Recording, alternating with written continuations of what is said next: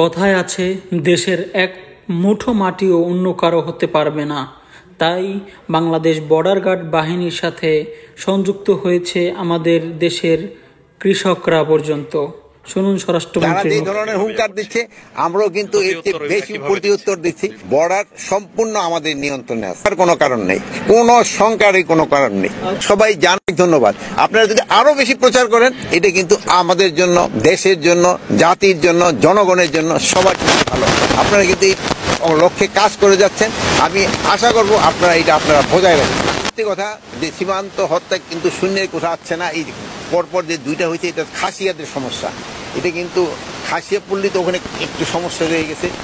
এই পারও খাসিয়া আছে, ওই পারও খাসিয়া আছে, এবং এই খাসিয়ার অনেক সময় এই পার থেকে ওপারে ক্রস করে যায়। এখন নিজেদের ভিতরে একটা শত্রুতা আছে, ওইটা অনেক সময় তারা উদ্ধার করে।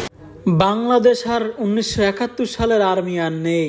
এখন বাংলাদেশের দিকে চোখ রাঙিয়ে তাকালে তার প্রতি জবাব দিতে পারবে বাংলাদেশ সেনাবাহিনী। দুশ্চিন্তা বা ভয়ের কোনোই কারণ নেই।